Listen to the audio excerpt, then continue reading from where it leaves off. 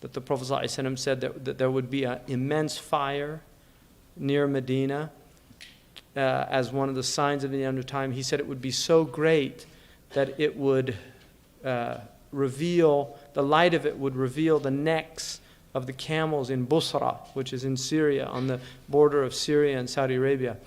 And that happened here in Medina. There were 6 volcanic eruptions, massive eruptions. It goes on for over 200 kilometers, the lava of this. And we had, when Dr. Rubel came, who's a Welsh geologist, Dr. Rubel said this is a unique, there's nothing like it on the whole planet. There's nothing like this. He said it's like a Precambrian event. It's something out of like prehistoric geology. You know, he said there are volcanic eruptions, but the level that happened, what occurred here, he just said is really unusual. And it rolled, the lava rolls down, and you can see it on the satellite map. It rolls down. There's a picture of it in your booklet. But it rolls down, and as it comes to Medina, it turns and goes uphill. And I swear, and we have him on film saying, because he's not a Muslim, this was outside of the Haram, and he was flown in a helicopter. The Amir Jalal Khairan brought him in just to give us this lecture. But I asked him, we have this on camera, I asked him, how did that happen? I mean, what's the scientific explanation for that?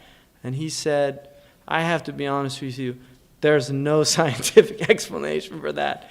He said, I heard that the people were praying, and that's the best I can do for you, is that their prayers got answered.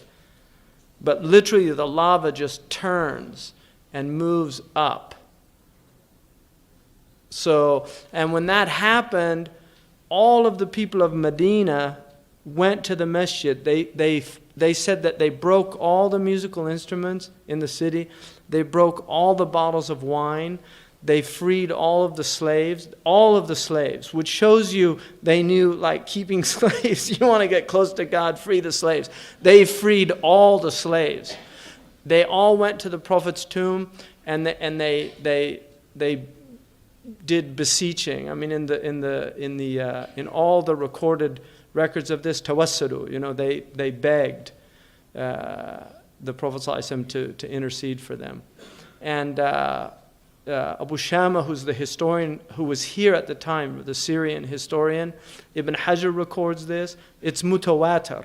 This event is literally a fact. It's as sound as any historical fact that you know of in human history.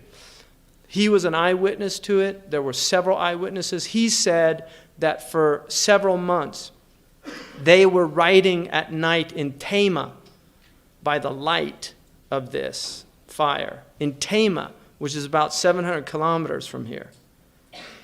And I asked Dr. Rubel, how far would have the light been seen? He said easily Syria and Iraq. In Syria, in Damascus, they did the kusuf prayer because the black smoke covered the sky, and they actually thought it was a eclipse. So this happened. This is historical fact, clearly predicted by the Prophet ﷺ, because we have the hadith written long before. We have manuscripts long before this event happened. The Prophet clearly predicted this. To me, this is to deny that it's just a clear miracle. Even when I told my brother about that, he said that's prophecy. I mean, it's the Prophet ﷺ clearly prophesied this event. So it's an amazing place to see it. I mean, I actually suggested to the Amir that they put out a museum out there and have a train from Medina to take people out there and put a museum of Dalail al-Nubuwwah out there. Just all the proofs of the prophecy, because just for the pilgrims to be able to see that, it just increased your faith. Wallahi, I felt my iman it went up when we were out there looking at that place. Sallallahu alayhi wa sallam. So it's an incredible event that happened and was predicted by our Prophet sallallahu alayhi wa sallam.